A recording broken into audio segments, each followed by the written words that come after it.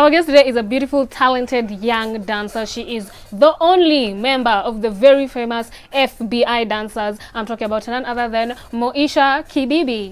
Ooh, karibu sana. Thank you. How are you? How are you feeling today? You're between women.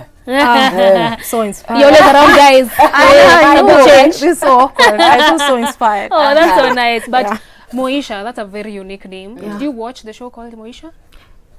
My mother used to tell me that. Okay, yeah, so but Brandy, uko your generation, uko chini.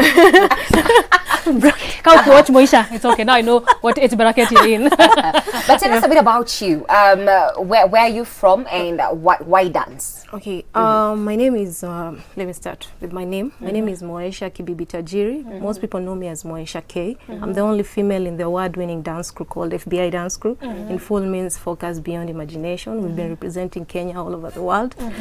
And not only a dancer, I'm a full-time mentor of 2,500 kids in the whole country. Not only kids, but also old people, young women, the handicapped. Yeah, so I always try they don't call me by my name, they call me mom. Because I have to make sure they're in school, they get medicine, like the way a mother is supposed to do. Yeah. Okay. So how did that begin? Why did you decide to help 2,500 people? Or did it start with one? Yeah, I know. Then it grew. Yeah. So I was born and raised in the slums of Majengo, because you know, like, people believe dem akitoka ghetto anafaa kuwa at this certain age, maybe ameolewa. Wengine believe they don't have to go to school, those kind of things. So for me, after my parents passed away, Majengo ilikuwa ni risky sana. Like mademu wote wa age yangu wanaolewa tu at the age of 15, 16. Yeah, that not only in Majengo but also in most other slums. Like dem afaiwi waamini dem anafaa kwenda shule, or unafaa tu kae home uoshe vyombo uangalie watoi. So for me at that time ndo FBI ndo inaanza. Then Sakata came. So when the Sakata came, tuka participate. So by the sort of FBI tumezaliwa kije. Okay. Yeah. So when Sakata came, tuka participate. We didn't win the first round. Then season 2 tuka win. So pesa ile nilipewa, part yangu yenye nilipewa, I paid for my fees. At that time nilikuwa nimeitwa Ngara Girls, but I couldn't afford. So I had to go to a certain school naitwa Ngara Queens, juu ni bar, but I just wanted yeah, you know, kuna zile shule kuna bar, chini ni business, shule iko like that, but mimi nilikuwa nataka kusoma. I just wanted to show the example to other girls in ghettos, like, even you need to go to school. This is very important. So at that time FBI imekuwa famous because of Sakata.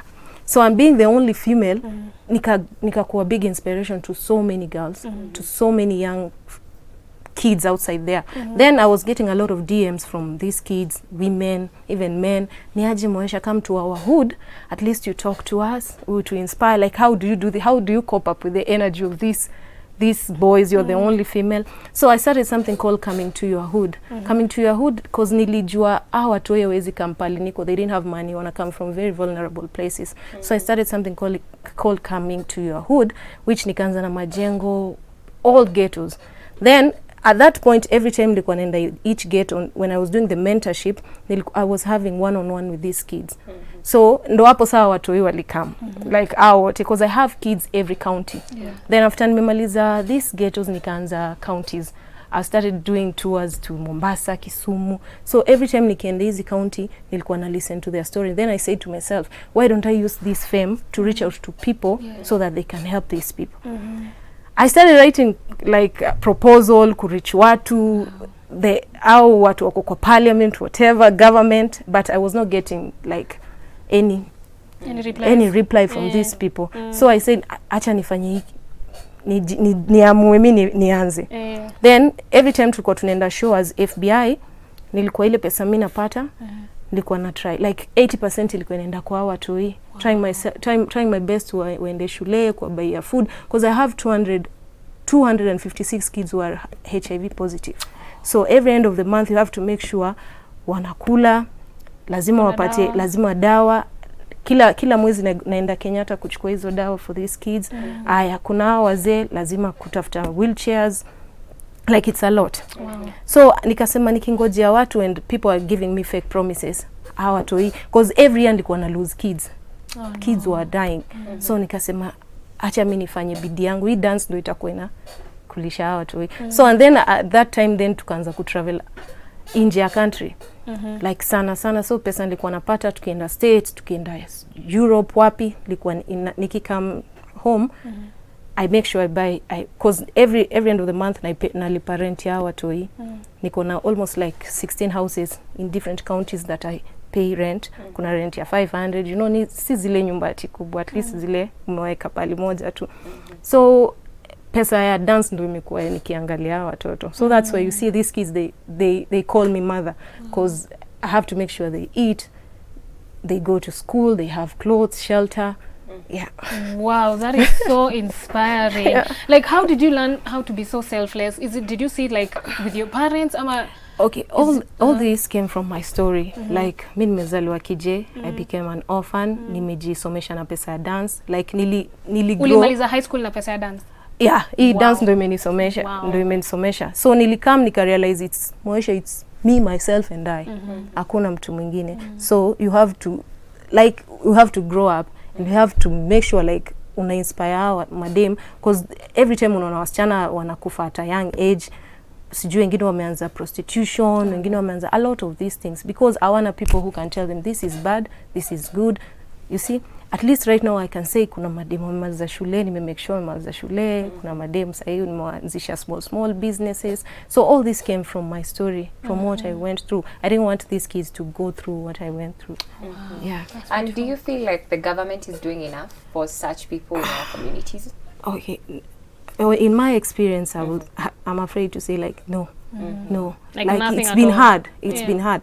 Like there's a time I'm like waking up every day in the morning kwenda kutuma proposal kuna kizi offices. Sometimes unaambiwa uende, saa zingine unaambiwa kuja kesho, saa zingine unaambiwa utapigiwa simu. Unazungushwa tu. So people are like, Moesha, you're mentoring all these kids ukona do. I'm like, no. All these kids, kama in each county niko na shule nimeandika almost 50 in each county. So what I normally do, I approach these schools, cause me what I'm rich in positivity and prayers. I know out of these 50 schools kuna zile shule zitakubali. Si kila mtu atakubali. So that's how I'm rich in that. So nimetry kuwa reach the government, kureach watu wako hapo juu, but and so now it's weird tulikuwa tunaongelea story Pop Sport with 2022 coming up, unataka kuambia watu wa Majengo, these other places, what do you want to tell them about voting? They should vote wisely.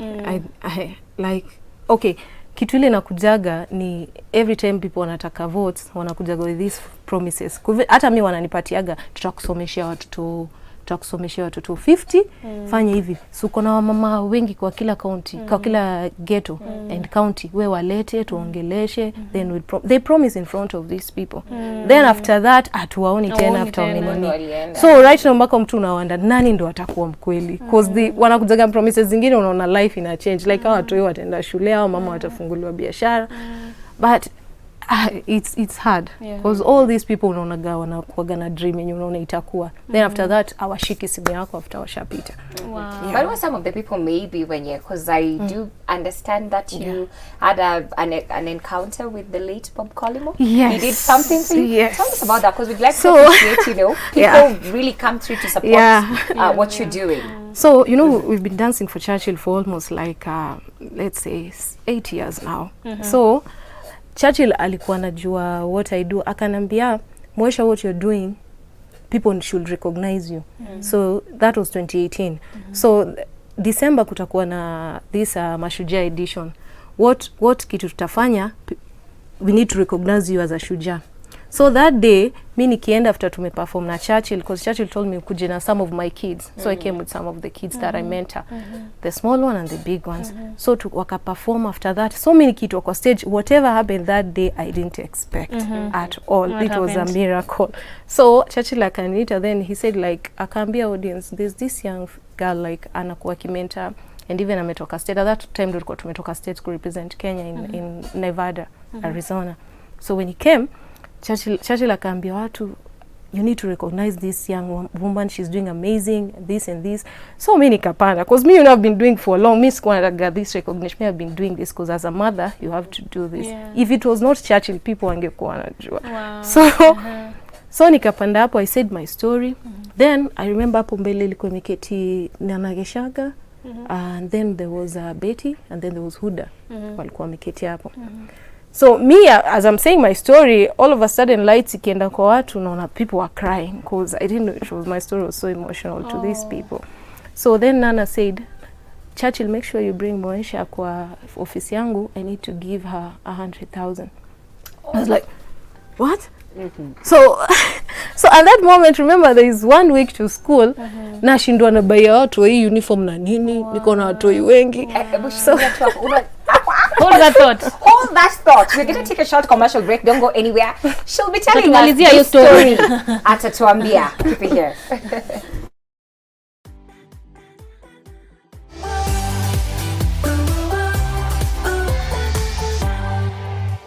There's a dance moves there. Hey, people are so like in sync. It's like they're one person. But anyway, let me sample some of your feedback before we get back to Moesha's story. There's someone here who's saying girls mob love to her. This is Mercy Ann from Nakuru City. Someone here is saying hi Chatspot. Say hi to Taj. She was my dance trainer in State House. Okay. And then there's someone here who's saying Moesha K is I personally appreciate your work. K, you have inspired many girls. Tukianza ile day tulikuwa compare Divas edition. I think mtu unajua si ndio?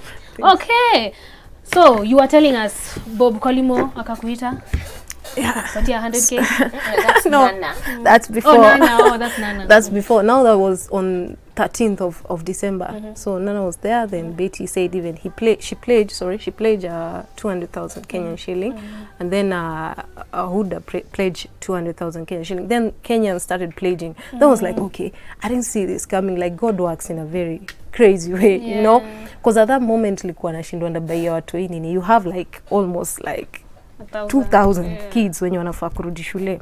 You have to buy uniform and all that, and you know these kids, most of them in mwapeleka boarding school because you know our watu wanaishi ghetto whereby kuna kelele ya, you know, there's a lot of noise, kuna bar, there always soma. So what I do ni mwapeleka get boarding schools ndo wanawapeleka, so you have to buy shopping, hizo vitu zote. So people started pledging and all that, so I trended like serious that time. Then Bob Kolimo saw my story. Then you know, I was the inspiration of Ndoto Zetu Foundation after Bob saw my story. So new year edition during 31st now 2019 ndo tunaingia after tumeperform na Churchill. Then I saw people acting so weird mko backstage. I was wondering ni nini. Then Churchill told me usitoe uniform. Like hiyo costume tulikuwa tuna dance nayo. I was like, why kwa nini watu wengine wametoa mimi nisitoe? Then niko backstage, I heard Bob Kolimo anaongeleshwa. Then I had my story yenye ili play kwenye on 13th na ina play kwa screen. I was like, okay, Bob ako kwa stage na story yangu ina play, what is going on? Then Bob said this, I remember these words, I'll never forget. Kenya is made up of people like Moesha. So he was telling Churchill, not people like me and you, because she's very young and what she's doing is amazing. Then Churchill said, where is Moesha? Come here. I was shaking. You know what, that's Bob. That's Safaricom, man. So I was like, okay, I don't know if I shake his hand or whatever. Then I stood there. If you see that video, I was so shaking. Then Mini comes Salimia. Then Bob said this. Safaricom is celebrating its 18th year anniversary. So what I'm going to do, I'm going to take 18 of your girls for the next 5-year full scholarship. 18 of. I was like, no, somebody pinch me, because this is a dream. You know, New Year, there's 1 week to school, then you have 200 kids when you pass exam, so wanafaa kuingia form 1. I was so excited, and at the same time I was like, okay, out of 200, so what na pick nani niache nani. But I was so excited because that is something sijaipata. Like, it's big sana kupata mtu ati anasema I'll support your kids to go to school, or I'll support this and this ati kwanza education. So I was like, okay, I wanted to cry, I wanted to faint. It was a mixed. So I was like, okay, thank you so much. So nikifika home that day, my kids were calling me, Mom, aki naenda shule next week, mbona umepewa. Then watu watu wanakupigia shule, wanakupigia simu, was like, mimi ndaenda shule. So what I did, I had to take 3 kids from Mombasa, 3 kids Kisumu, 3 kids Busia, 4 kids Nairobi, Nakuru, so ndo imake 18. So nilibidi nichukue hivyo. So the others ndo nikaanza kuwatafutia kwenda what I normally do, kwenda ku approach schools. But let me tell you, Bob, he is a hero. He is still a hero, not only for me, but for all the kids that I mentor. The time alipass, ilitupiga shock sana. All the kids were crying like, okay, nimse washapatana naye. Because what he did, it's something sijaifanywa na mtu. So that's why ilikuwa a very big thing. So, yeah. So if people want to like help you or help your cause, how can they reach you? Is there a number or? Yeah. So I will really, really appreciate for the support, because people can reach me on my phone number is 0728 79 77 49 28 79 77 49, and the till number is 58 66 571. And you can, in order unataka kusupport mtoi, just reach, I'll give you the details, your shule anafaa kwenda, because they're still at home, some of them. And even if you can donate clothes, food, like anything, it appreciate too sana. Amazing. All right, so let's talk a bit about the dancing. That clip ulikuwa wapi? That was Las Vegas. Yeah, that was 2016. Was it your first time to travel there? No. When was your first time? The first time was in San Francisco. Okay. Yes, that was in San Francisco. Then that was 2014. Then San Francisco 2015. Then 2016 we went to Las Vegas. Then after that 2017 dokakuwa an election, we didn't go. Then 2018 tukenda Nevada, Arizona. 2019 tukenda Nevada, Arizona again to represent. And we've been winning like the best cultural act in the whole world. So it's a big thing being the only female. I've been representing a lot. And yeah, even in France, we won like the best dance crew, not only representing Kenya, but also Africa. So, and being the only female, you know, winning best female to represent Africa. So I can say my journey of dance, it has been amazing and inspiring to so many girls outside here. I've been traveling a lot, you know, a girl from Majengo to States, it's to the world. Never would have thought. Anything is possible. Ask you, so with all that kutembea, what's the one thing maybe you've learned or something that you hold dear to your heart? I can say like anything is possible, first of all. Like I didn't know neza fika ati kwanza ndapanda ndege. Like nilikuwa naionaga tu. Like people, yeah, but what I can say is what I normally know is anything is possible as long as you work hard on it. And that's why hiyo ndio kitu imekuwa keep, even not only in dance, also in mentoring these kids, because if ninge give up now watoi, I don't know nini ninge happen, because these kids kitu wanajua hata they normally tell me every day, Mami, if you kituachilia me, I'll kill myself. I don't know what I'll do, because you know I've rescued so many kids from street. Yes, so mtoi anakubebaga like I don't know, like wewe ni wewe tu. Ananiambia there's, because you know every day I get messages from these kids in the morning and the evening like, Mami, I love you. Those are the kind of things that inspire me and pay motisha kila siku. Like, Mami, I love you so much. Najua sahi ningekuwa siko, ningekuwa nimekufa. Now I have a house, I'm in school, those kind of things. So I can say like it's hard work and well, thank you for sharing your story. I'm sure a lot of people out there have been inspired, and you know where to reach her in case, you know, this story touched you as much as it did us. However small will help, right? Yes. All right. Anything. All right, guys. So maybe give your social media handles and then Yeah, so you can reach me also on my social media is Moesha K, and also Facebook is Moesha K, and also for the organization it's Divas_Power_organization. Yeah, and please kindly support. These kids really need your support. Yeah. Amazing. All right, guys. That's it for our show today. I hope you guys had a fantastic time. I hope you guys were entertained, inspired, and all that nice stuff. But unfortunately, our time together is over, and we need to call it an evening. But enjoy the rest of your evening.